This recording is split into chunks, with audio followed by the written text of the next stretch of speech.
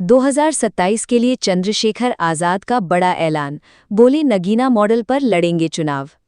बुढ़ाना में महिला चौपाल के दौरान भाजपा सरकार पर जमकर बरसे नगीना सांसद। मुजफ्फरनगर से 2027 के विधानसभा चुनाव को लेकर आजाद समाज पार्टी ने अपनी तैयारियां तेज कर दी हैं। इसी क्रम में पार्टी की सत्ता परिवर्तन यात्रा शनिवार को मुजफ्फरनगर जिले की बुढ़ाना विधानसभा पहुंची, जहां महिला चौपाल का आयोजन किया गया। कार्यक्रम में नगीना सांसद और आजाद समाज पार्टी के राष्ट्रीय अध्यक्ष चंद्रशेखर आजाद ने महिलाओं से सीधा संवाद किया और उनकी समस्याएं सुनी। चंद्रशेखर आजाद ने कहा कि बड़ी रैलियों में लोगों की भीड़ तो दिखाई देती है, लेकिन महिलाओं की वास्तविक समस्याएं सुनने का अवसर नहीं मिल पाता।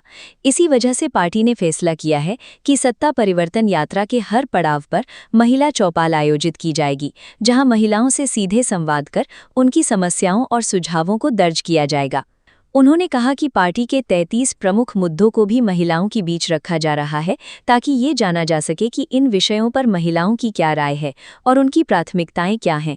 चौपाल में बिजली, पानी, स्वास्थ्य सेवाएं, शिक्षा, शराबबंदी और महिलाओं की सुरक्षा जैसे मुद्दों पर विस्तार से चर्चा हुई। भाजपा पर साधा निशाना। मीडिया से बातचीत के दौरान चंद्रशेखर आजाद ने भाजपा सरकार पर तीखा हमला किया। उन्होंने आरोप लगाया कि सत्ता परिवर्तन यात्रा को रोकने के लिए प्रशासनिक दबाव बनाया गया। उन्होंने कहा कि बैनर हटाए गए, अनुमति देने में बाधाएं खड़ी की गईं और लोगों को डराने का प्रयास किया गया, लेकिन जनता अब बदलाव चाहती है। उन्होंने कहा कि 9.5 वर्षों में सरकार ने बड़े बड़े वादे किए, लेकिन जमीन पर हालात नहीं बदले।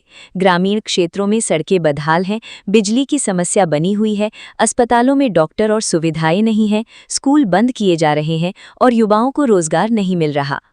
पेपर लीक और बेरोजगारी को लेकर सरकार पर हमला। चंद्रशेखर आजाद ने कहा कि प्रदेश में भर्ती परीक्षाओं के पेपर लगातार लीक हो रहे हैं।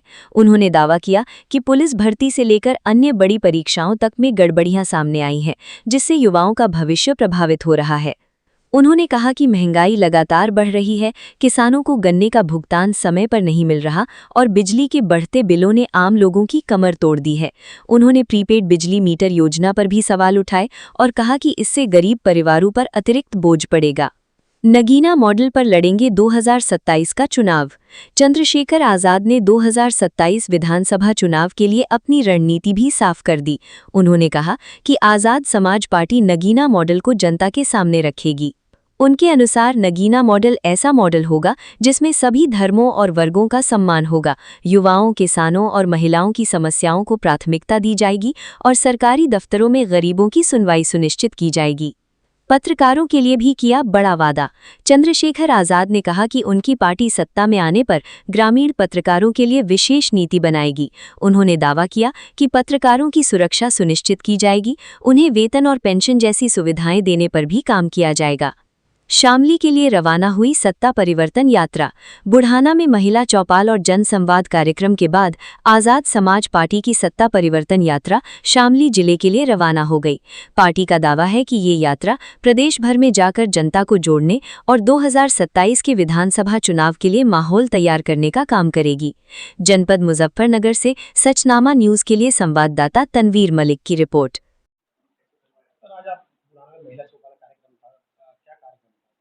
देखिए, सत्ता परिवर्तन यात्रा जो चल रही है, उसी का आज पड़ाव था बुढ़ाना में। तो हम लोग शामली तरफ कूच करेंगे।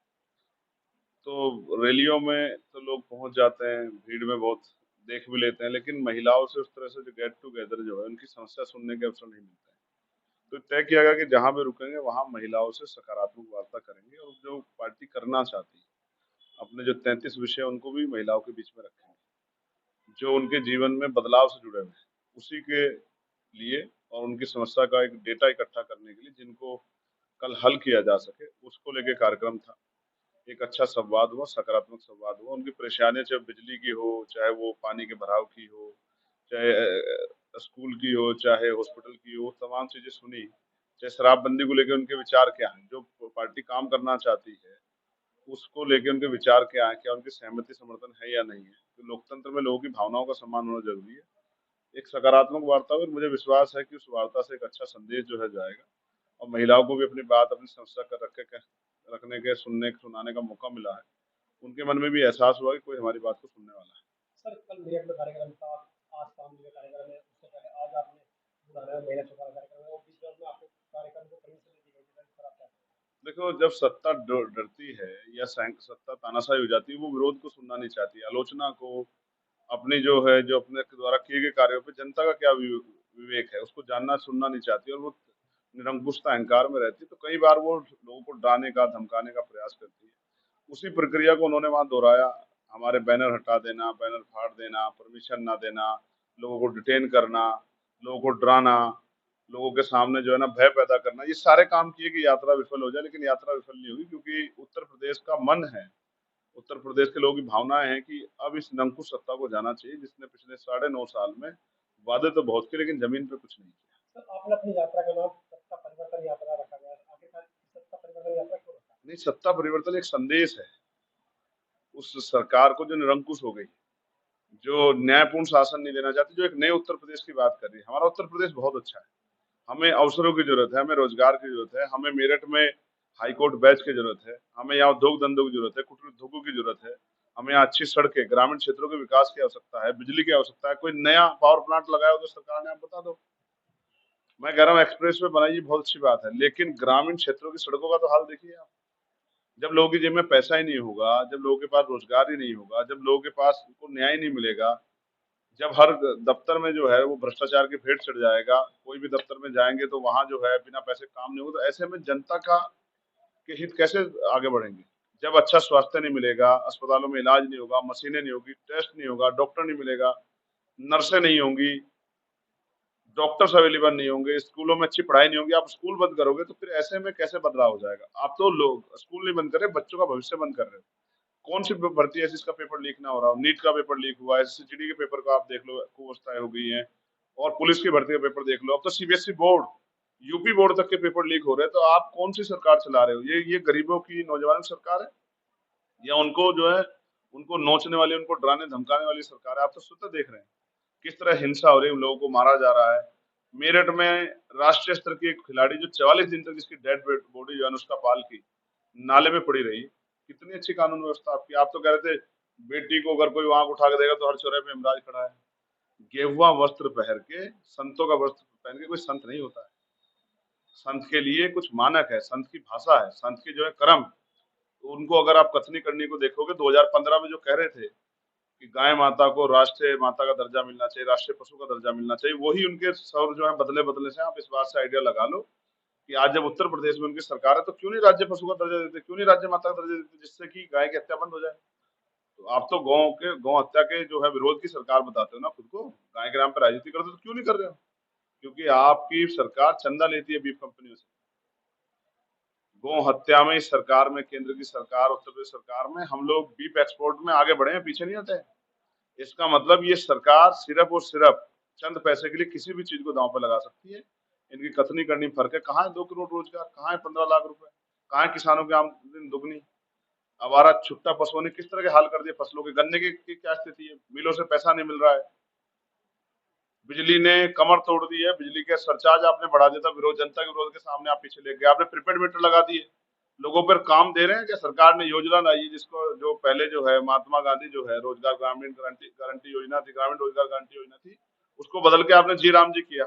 125 दिन रोजगार, 225 दिन जो लोग काम नहीं करेंगे उनको बिजली कहाँ से मिलेगी? आप कह रहे हैं कि अगर रिचार्ज खत्म तो बिजली खत्म। अगर आज कोई काम पे गया, पैसे नहीं भेज पाया, तो उसकी बिजली कट जाएगी, तो उसके घर की रोशनी बुझाना चाहते हो आप? सारा कुछ प्राइवेट कंपनी को सौंपने वाली सरकार को जनता माफ नहीं करेगी। नौजवान बेरोजगार घूम रहा है और हिसाब लेगा जब चुनाव में के समय, नौजवान बटन दबाते हुए हिसाब लेगा, और इस बार बटन ये कह के दबाएगा कि भारतीय जनता पार्टी को सत्ता से उखाड़ के फेंकेंगे। इसलिए सत्ता परिवर्तन यात्रा उत्तर प्रदेश में चल रही है।